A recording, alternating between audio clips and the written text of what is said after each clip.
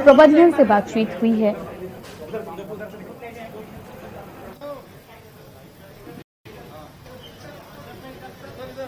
और दिल्ली में संक्रमण की दर घटी है, लेकिन स्थितियां अभी भी नाजुक बनी हुई है। दिल्ली के सीएम अरविंद केजरीवाल का भी ये कहना है। झूठा आरोप लगाया है कि दिल्ली सरकार ने तो केवल 5.5 लाख वैक्सीन का ही ऑर्डर किया। बीजेपी का जो ये महाझूठ है, इसको साबित करने के लिए कि कितना बड़ा झूठ है, भारतीय जनता पार्टी कितना बड़ा झूठ बोल रही है, इसको साबित करने के लिए मैं आपके सामने, देश के सामने, जनता के सामने 2 कागज रखना चाहता हूं। बेसिकली ये 2 चिट्ठियां हैं, 4 चिट्ठियां हैं 2 संदर्भ में। पहली चिट्ठी, पहला ऑर्डर है दिल्ली सरकार का।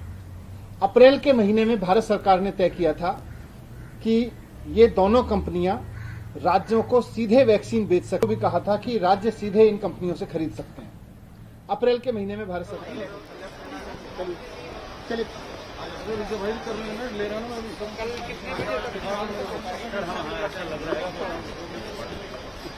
लाख वैक्सीन की जरूरत है युवाओं के लिए।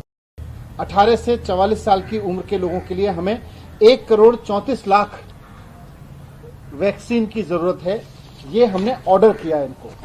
इस ऑर्डर के बाद केंद्र सरकार की तरफ से चिट्ठी आई दिल्ली सरकार को। वैक्सीन कंपनियों ने तब तक जवाब नहीं दिया। केंद्र सरकार की तरफ से चिट्ठी आई कि दिल्ली को 92,840 कोवैक्सीन और 2,67,690 कोविशील्ड ही मिल सकेंगे। झूठ बोल रही है कि दिल्ली सरकार ने 5.5 लाख वैक्सीन का ही ऑर्डर किया। दिल्ली सरकार ने 1,34,00,000 वैक्सीन का ऑर्डर किया था और उसके जवाब में बोला, दिल्ली सरकार ने कंपनियों को ऑर्डर दिया था। सरकार ने बोला कि दिल्ली को केवल 3.5 लाख वैक्सीन ही मई के महीने में मिल पाएंगी।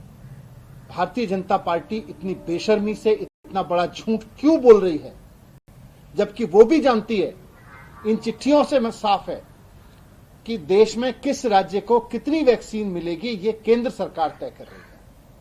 कंपनियां तय नहीं कर रही, केंद्र सरकार तय कर रही है कि कितनी वैक्सीन विदेशों में बेची जाएगी और कितनी वैक्सीन अपने देश के राज्यों में मिलेगी।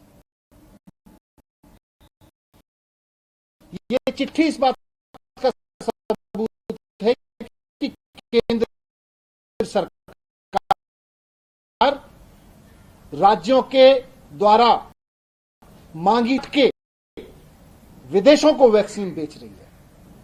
मैंने कल ये आखिर किस लालच में विदेशों को 6.5 करोड़ आपने अफगानिस्तान को भेज दी, आपने बांग्लादेश, आपने अरब कंट्रीज को दे दी। पता है कि किस लालच में इतने अफगानिस्तान, बांग्लादेश को, अरब देशों को ये 6.5 करोड़ की वैक्सीन अगर हमारे देश के लोगों को लग गई होती तो लाखों लोगों की जान बचती।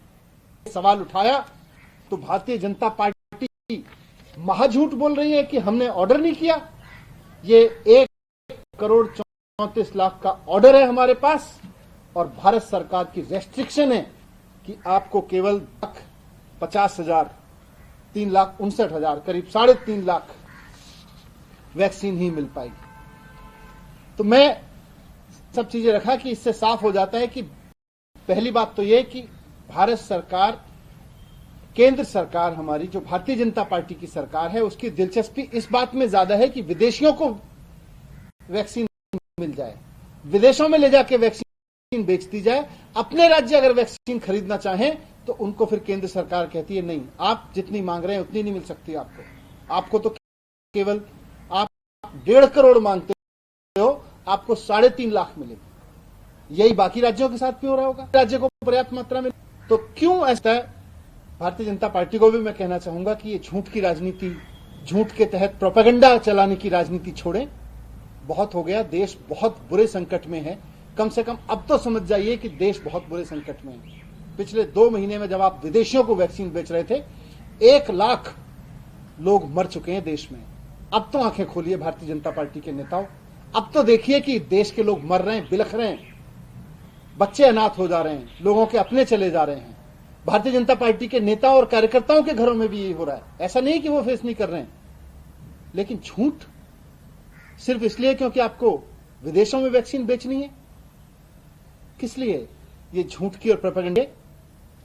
आपने चुनाव के जरिए आपने चुनाव कराए वैक्सीन की बीमारी के दौरान, आपने कुंभ कराया वैक्सीन की बीमारी के दौरान, कोविड की बीमारी के दौरान, और जब लोग वैक्सीन मांग रहे थे तो आपने विदेशों में वैक्सीन बेची और देश के लोगों को मरने के लिए छोड़ दिया।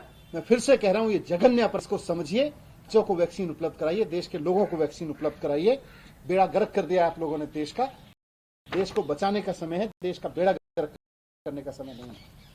मनीष जी, दो सवाल हैं। एक सवाल ये कि क्या आपको लगता है कि दिल्ली में कितने ऐसे वैक्सीन की अभी आपको जरूरत है, और दूसरा सवाल आपसे ये है कि जब अन्य राज्यों को ऑक्सीजन मुहैया कराएगी, ये गंदी राजनीति शुरू हो रही है ऑक्सीजन के ऊपर और वैक्सीन के ऊपर।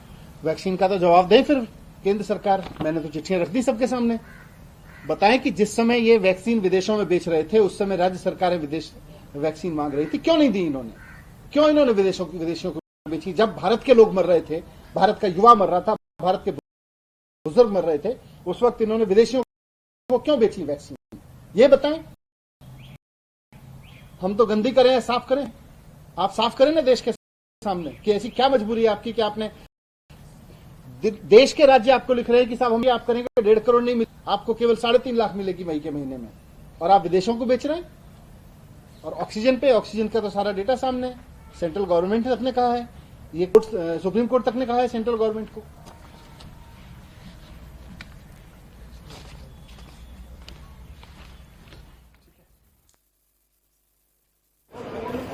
तो यहाँ पर आपने देखा दिल्ली के सीएम अरविंद केजरीवाल एक तरफ गुरु तेग बहादुर हॉस्पिटल का निरीक्षण करते हुए, वहीं दूसरी तरफ दिल्ली के डिप्टी सीएम मनीष सिसोदिया ने भारत सरकार में पर्याप्त मात्रा में वैक्सीन मुहैया नहीं कराई जा रही। इससे पहले ऑक्सीजन के सिलेंडर को लेकर भी बातचीत सामने आई थी, जिसमें सुप्रीम कोर्ट के आदेश के बाद अब दिल्ली ऑक्सीजन प्रतिदिन सप्लाई की जा रही है। अभी वैक्सीन को लेकर आज दिल्ली के डिप्टी सीएम मनीष सिसोदिया ने सवाल उठाया है।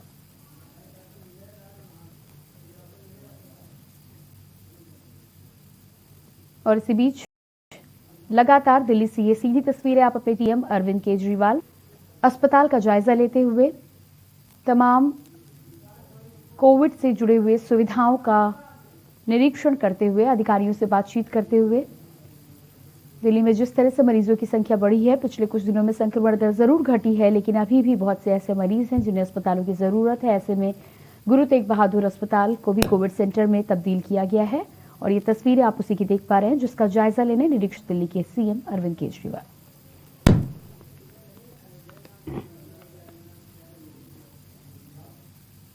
और इसके बहुत बड़े स्केल के ऊपर बढ़ाते जा रहे हैं।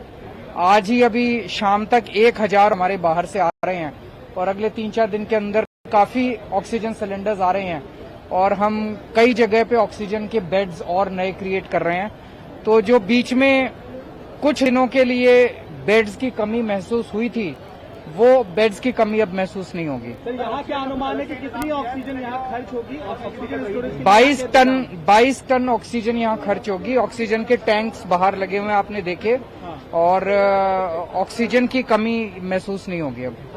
सर, जिस तरह की लहर चल रही है और सरकार ने केंद्र सरकार ने तीसरी लहर भी आ सकती है, तो क्या सरकारी मान के चले कि हमें भी उसकी तैयारियां ध्यान में रखनी? हमें तैयारियां करनी चाहिए, तीसरी लहर की बिल्कुल तैयारी करनी चाहिए। एक और हमें अपना ये जो इंफ्रास्ट्रक्चर है, इसको और एक्सपेंड करना पड़ेगा। नवंबर में दिल्ली के अंदर एक लहर आई थी जब 8,500 केस आए थे, उसको हमने बड़े सक्सेसफुली बिना किसी प्रॉब्लम के डील किया। ये जो लहर आई, इसमें 28,000 केस आए हैं मैक्सिमम, मतलब बियॉन्ड सारे कैपेबिलिटीज, जिसकी वजह से बहुत ज्यादा पूरा इंफ्रास्ट्रक्चर तनाव में आ गया था।